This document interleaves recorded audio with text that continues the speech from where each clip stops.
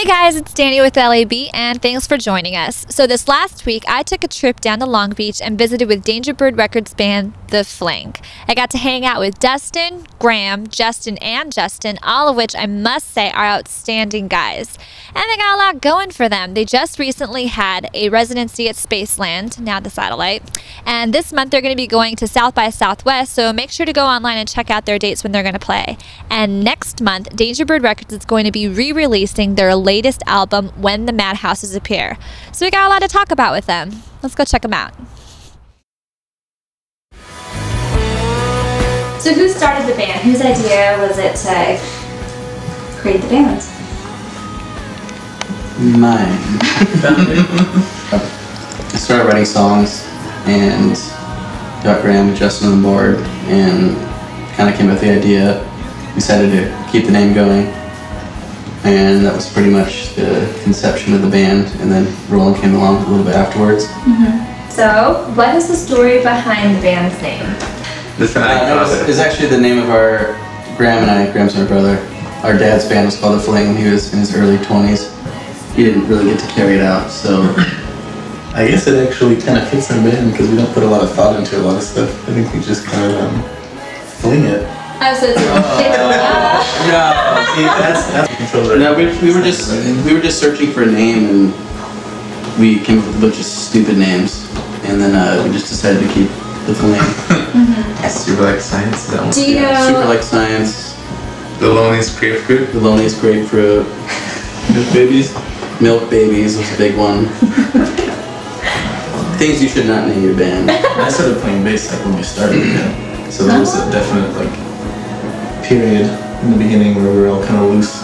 You never played bass beforehand? No, I played guitar a little bit, but yeah. You needed a bass player. Yeah, bass, yeah. How do you guys collaborate together? There's a lot of like, Dustin wrote a lot of the original songs that we started with. Then I've been writing some, he even writes some, and we're actually adding another guy that writes songs too. So there's like 4 people writing their own songs. Like normally drummers don't write. Well, he's an idea man. Yeah. He's gonna be a songwriter real soon. Real soon. He's coming into his own. I gotta get my wits around me. He makes the songs what they are. So, tell us about the Spaceland residency. How did that treat you guys? It was awesome. Yeah, it was really fun. Yeah. Our new friends, Bell Brigade, were also a part of it, and between the two of us, there was like huge crowds. It was really amazing. Great. Something we totally didn't expect. We were actually kind of nervous about it because we didn't. Like we did our CD release at Spaceland, and it went really well. Like it was sold out, and it was awesome. But we didn't know how 4 Mondays in a row would go because it's a lot of shows, and they're all packed, and there was lines and. You know, we couldn't ask for anything more. It was great. Were you guys looking to get signed by Dangerbird Records, or was it any label? Or? So I think we had some friends that worked at Downtown Records,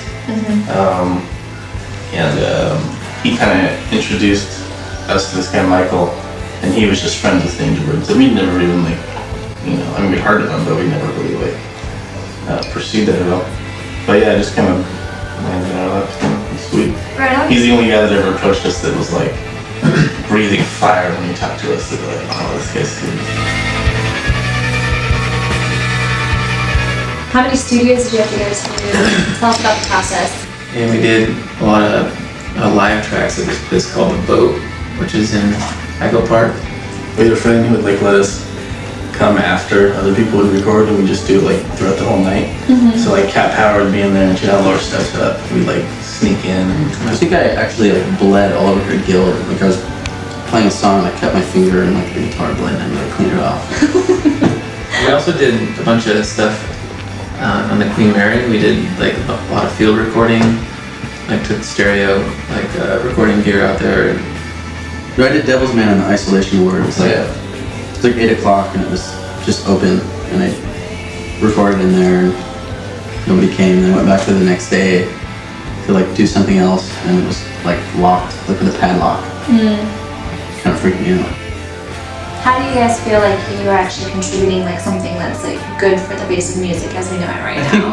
I kind of think if you are contributing to something that hasn't been done yet, you don't know you're doing it.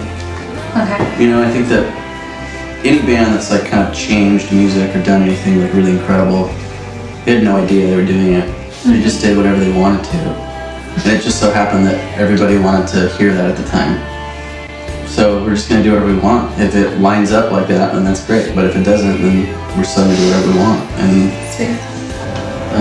I've been listening to a lot of like Guided by Voices lately, and the idea of just releasing like anything that comes in your head is kind of cool. You know, like just like pumping out album after album and not really like putting too much thought into like how good it is or what you're doing. It's just whatever's coming out of you is what exists, and just let it be. You know? Yeah. We kind of all gave up our lives to play music. You know, and I think because we're all on that same page, it made us better friends. Like we kind of like started the band and like things were going well, and we like wrote a record that we liked, and then we all just kind of decided we're gonna drop everything we're doing and do this. You know, obviously we still have to work day jobs and do whatever, but we decided to like let any idea of like having a career or having a life outside of playing music, we just let all that go. So now all we're doing is playing music, and I think like we didn't collectively decide that, but I think we all know that, and now that we know that, like, we're all like best friends because of it, you know?